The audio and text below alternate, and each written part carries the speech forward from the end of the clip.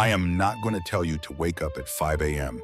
I am not going to tell you to take cold showers, run 10 miles, or follow someone else's morning routine. What I am going to give you is something different.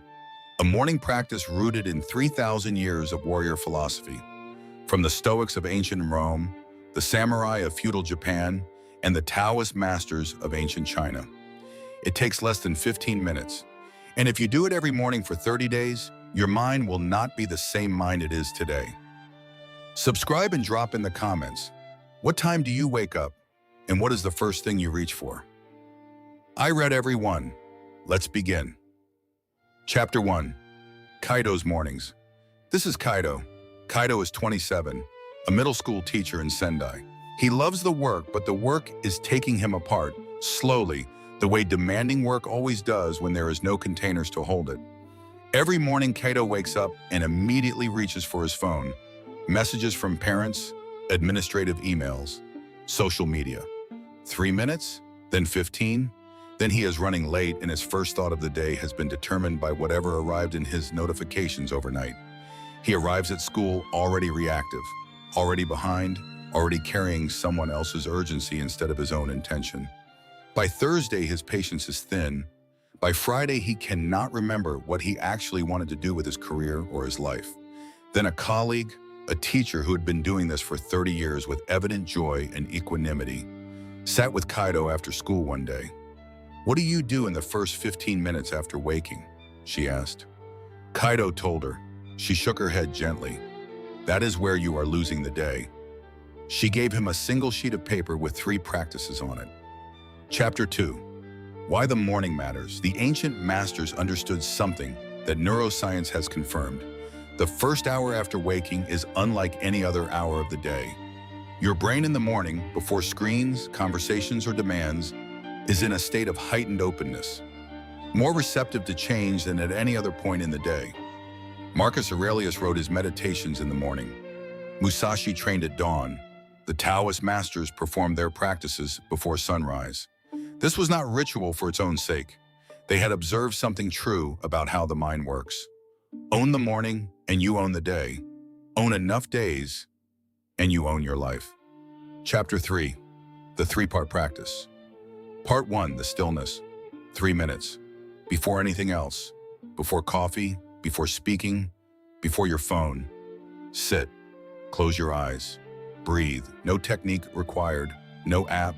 Just 3 minutes of allowing the noise of sleep to fall away and becoming present to the day before it begins. The samurai called this zazen, seated presence. The Stoics called it the morning check-in. The Taoists called it returning to the root. You are not trying to empty your mind. You are not trying to achieve anything. You are simply arriving. Kaito tried this on a Monday. 3 minutes felt very long. His mind presented him with 17 problems in those 3 minutes. He watched them arrive and pass without following any of them. By day 5, 3 minutes felt like 1 minute. By day 10, he began looking forward to it. Part 2, the Premeditatio. 5 minutes.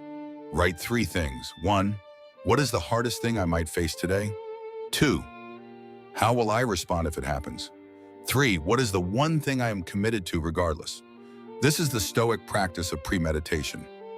By naming the worst before the day begins, you remove its power to destabilize you.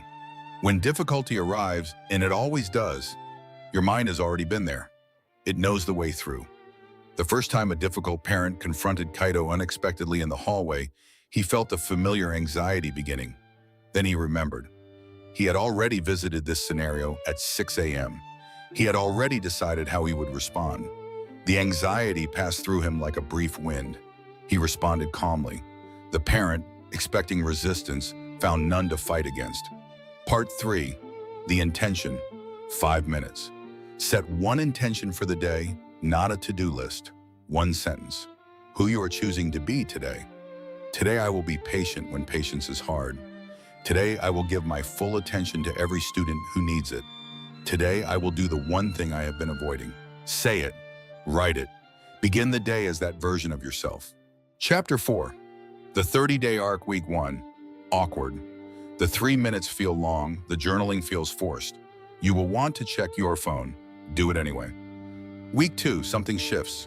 The morning begins to feel like yours. You notice yourself responding differently to difficulty, not because you are trying, but because you have already prepared for it. Week 3 and 4, the practice becomes the foundation. You feel its absence on days you miss it. You have begun to see yourself differently. 30 days is not transformation. It is the beginning of it. Enough repetitions, consistently applied, for the brain to begin restructuring around the practice. Kaito reached day 30. He looked at the journal. 30 entries. 30 mornings of choosing instead of reacting. The colleague who gave him the single sheet of paper saw him in the staff room that morning. "Well?" she asked.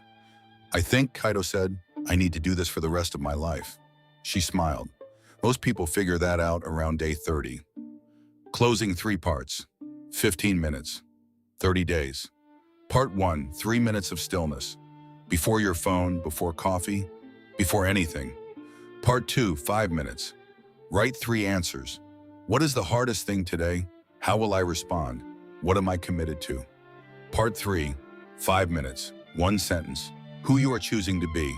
Say it out loud before the day begins. The samurai, the Stoics, the Taoist masters, all arrived at the same conclusion through different traditions. How you begin the day determines everything that follows.